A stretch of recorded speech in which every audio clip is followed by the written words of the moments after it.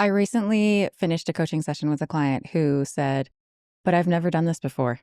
And what was fascinating to me is that I've worked with this person for years and I know that this person has actually done it before. So why did he believe that he hasn't done this before? I also worked with a person who came to me and said, I'm the top rep in my entire organization. I'm number one. I won the VIP last year. And yet I'm convinced that I don't belong here. I also had an experience with one of my kids this week who said, well, I can't do that because I'm just lazy. And all of these hit such a chord with me that I want to talk about this. The problem here is not self-confidence. The problem here is called self-efficacy. And if you haven't heard of it, buckle up because this session is going to be really helpful for you. Before I get started, my name is Deibert. I'm a performance coach for enterprise and strategic account executives. I specialize in mindset and productivity. And self-efficacy is something that I recently stumbled upon, and the research of Bandura, he's a social psychologist at Stanford. And this has been game-changing for me and for my clients. I want you to stick around until the very end because I'm going to give you specific questions that you can ask yourself that are going to dramatically improve this. But let me dive into what self-efficacy is. Self-efficacy is slightly different from self-confidence and different from self-esteem. I'm going to read this word for word for you so that I can explain the difference. Self-esteem is telling yourself, I'm a good person. Self-confidence is a general, I believe in myself. Self-efficacy is specific. It's, I believe I can do this particular thing in this particular situation. People get confidence all wrong. People think that confidence is something that you're born with. It's something that you just have. And that's not it at all. I have a lot of clients right now who are up against really big goals. They're accomplishing huge things in their sales careers this year. And it feels like they're right on that edge and they don't have the confidence that they need to do it.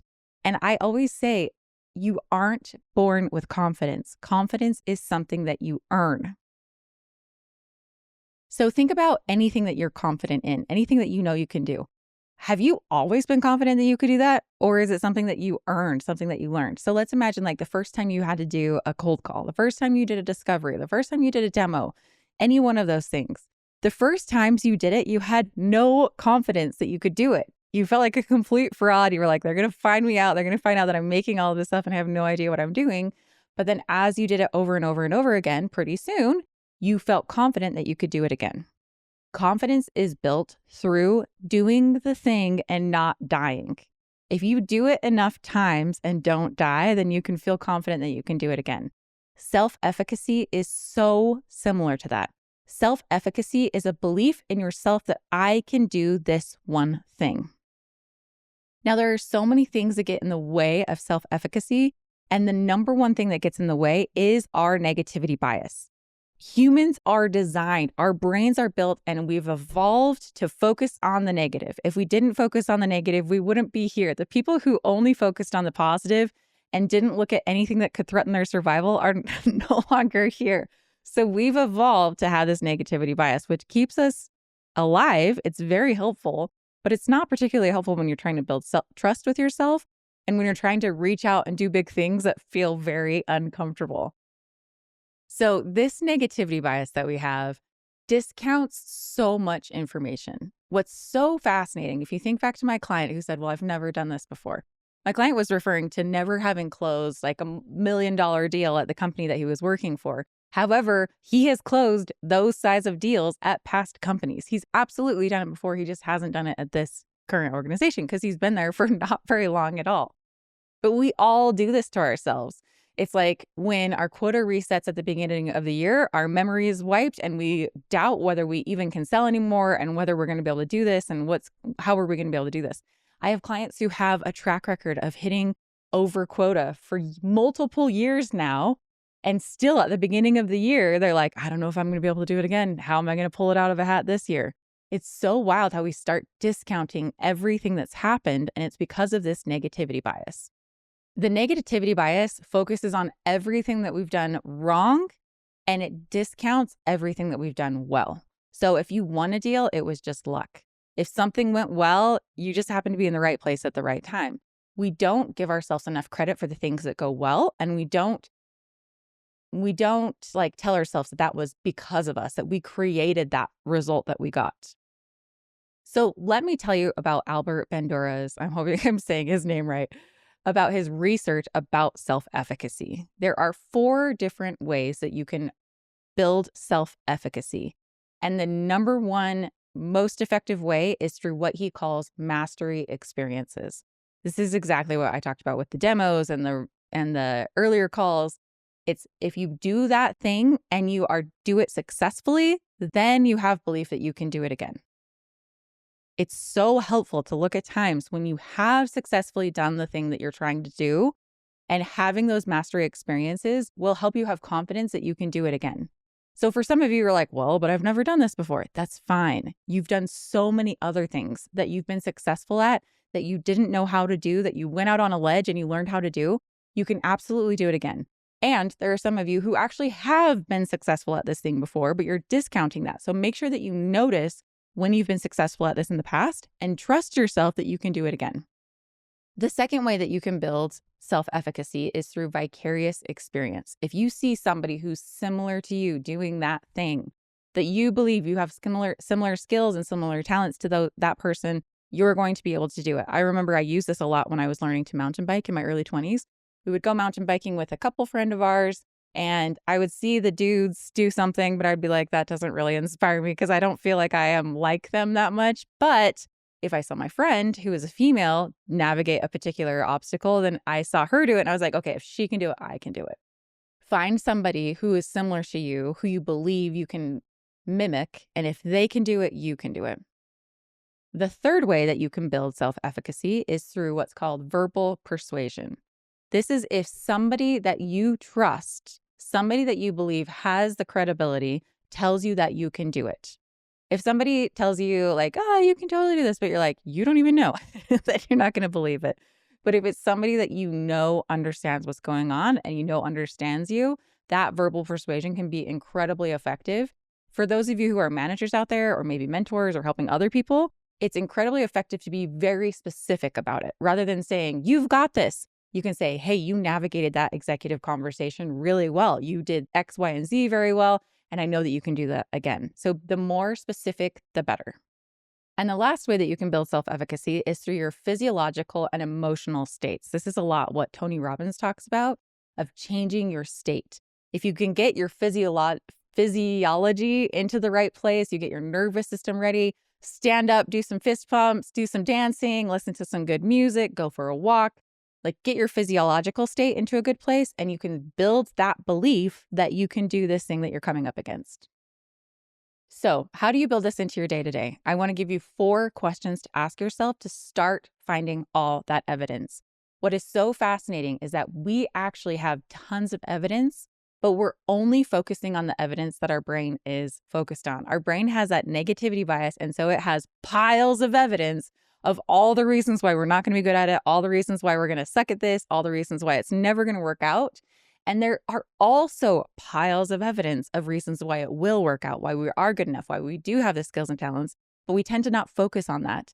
If humans had 2 trees next to them, like let's say like caveman times, right? And one tree has this beautiful, delicious fruit that's life-sustaining and going to be so fantastic and so amazing for us. And the other tree is on fire. Humans will pay attention to the tree that's on fire. They're not going to pay attention to the tree that has exactly what they need and exactly what they want because of this negativity bias. But it keeps us alive. We're staying away from the tree that's on fire. So just know that both of those options exist. There are both sides of the court, and you can find evidence for either side of the court that you want to find. Your brain is going to, by default, find all the evidence for everything that's going wrong. But you can practice finding evidence for all the reasons why this can go right. So let me give you these 4 questions to ask yourself to start looking for that evidence. The first question is, what is a hard thing that I've done that I didn't think I could do? This could be in your career, this could be in your personal life, this could be anything. What's a hard thing that I've done that I didn't think I could do? I'm sure you're going to find so many examples of this. And this is where I really borrow from mountain biking to build my confidence in my professional career. I think about all those things that I was like really nervous about and so scared to try. And then I did it and I didn't die and I succeeded. And I'm like, man, if I can do that, I could probably go to this networking event. If I have the confidence to drop down that huge ledge, like I can probably say hello to somebody and shake hands with them. Okay, question number 2. What's a situation where things went sideways and I figured it out anyway? This is something that I work with a lot of clients on who are afraid of getting let go again. There are so many people that during the great reshuffle and everything that was happening lost their jobs. And they're so afraid. There's a real trauma that happens. There's so much like fear of being let go again. And I always try to remind them the end of the story. This is a technique I learned in a parenting book. They talked about how our brains fixate on the worst part of the story. So imagine you're talking to your kid and they're like, remember when I got lost in the store? And they get so scared because of that moment. I remember the fear of looking around and I couldn't find my parents and it was so scary. And this parenting book was talking about you need to tell the whole story with your kids so they don't get stuck in that really horrible emotional part and they remember the end of it. So yes, I remember you got lost in the store and you couldn't find us and you felt so scared. And then I turned the corner and I found, I'm making this up. This is not a real situation. I turned the corner and I found you and I gave you a big hug and you cried and I told you that I was going to stick with you and we were going to stay together and you were going to ride in the car or whatever. So we didn't get lost again. And remember when I found you and it was okay. This is the same thing that we do to ourselves as adults. What's a situation that went sideways, but then I was able to save it? We always think about when things went wrong. We don't think about the after part of when it went right. So yes, you lost your job or whatever the situation may be, but look, you're in a job again. You found another job. You're back. So remind yourself that yes, things can go sideways and you always figure it out. You're so resilient. No matter what happens, you always figure it out. You have a 100% track record of figuring it out. Otherwise, you wouldn't be here today. Okay, question number 3. What is a skill that I have today that I definitely didn't have 2 years ago? This is something that I love thinking about. I love thinking about things that were terrifying in the past, that were so scary to me in the past, that now are totally commonplace and not even scary at all. I remember when I started my business 8 years ago and I'd never sold before. I had no idea how to do sales calls. And I called up a friend who was an enterprise seller and I was like, hey, how do I do sales calls? And it was funny. He was so kind and so generous to me, giving me some really good ideas, but I just had zero context because I'd never even done it before. And the type of calls he's doing were very different than the type of calls that I was doing. But anyway, I was so scared. I was like, people are going to see me. They're going to see exactly who I am. And now I've done sales calls for 8 years now. It doesn't even, I don't even blink an eye. Like it's so comfortable and so common for me and so fun for me to get to know these different people and talk to them and find out what their challenges are and see if I'm a good fit to help them. I love sales calls now. There's no ounce of nervousness at all. It's more just like excitement to get to learn about a new person. But that is something that I was terrified of in the past that now I've done it enough times that it's not scary at all. And I love to think about those transitions of what is something that is a skill that you definitely didn't have 2 years ago, because those things felt terrifying and now feel commonplace. So I like to look at the next thing that feels terrifying to me that eventually, inevitably, if I just keep putting in the repetitions, is going to feel completely commonplace for me. Isn't that so fun to think about? Like this thing that feels terrifying that I'll never be able to learn, that I'm going to be so scared to do, is pretty soon going to be just like everyday occurrence. I'm not even going to blink an eye at it.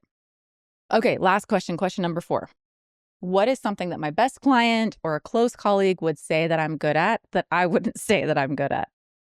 There might be something that you would never say about yourself, but other people would be like, let me tell you about this person. They are so excellent at XYZ. Those things are true. I went through a phase where I just had so much criticism going on in my brain. My inner critic was so loud. I was feeling so scared. I was just on the brink of a really big breakthrough. And it felt like that fear was all just bubbling to the surface. And all my inner critic had to tell me was all these horrible things, which genuinely, the way I think about my inner critic is it's trying to protect me. It's trying to keep me safe. It's like, hey, you felt really big, painful emotions before. We didn't want you to do that. And you're on the precipice of this huge chasm of opportunity. Like, man, this feels really scary. And so I was just in a place where I knew that my thoughts weren't particularly helpful. And so I leaned on my colleagues and my peers and my coaches to tell me how they thought of me. I said, can you please just describe to me how you think about me?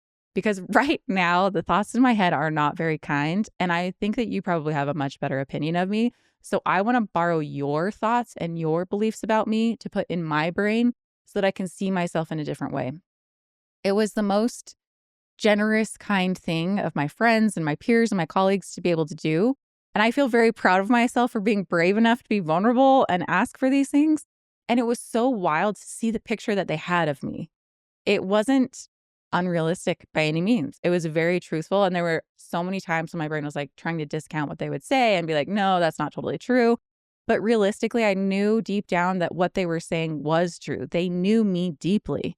And so I just practiced thinking about myself the way that they had described me. I practiced using their voice in my head to describe myself to myself. And it was so helpful in getting me to that next step to be able to cross the chasm. And now I'm on the other side of the chasm and I see myself the way that they described me. So please, please, please borrow what your close colleagues, what your best clients would say about you, and borrow what they say about you and have that running in your head versus all the negative talk that we generally have. Okay, I hope that this has been helpful. I want you to use those times when you have a big thing coming up, you're feeling a lack of confidence, to remind yourself that actually building that self-efficacy, feeling more confident about yourself is really just a matter of taking action. It's if you don't feel that way, it's just your negativity bias running loose. And remind yourself of all the evidence of all the times that you have done this before, that you have been successful before. You've absolutely got this. Start building up the evidence on the other side of the court case that you're as good as they say you are. And practice getting in those repetitions to get those mastery experiences. That's the number one way that you can build the belief that I can do this because I've done it before. I hope this was helpful. If you want more from me, please feel free to subscribe to my newsletter. You can join it at mentalmastery.com/newsletter. And if this was helpful, subscribe so that you get more. I'll see you next week.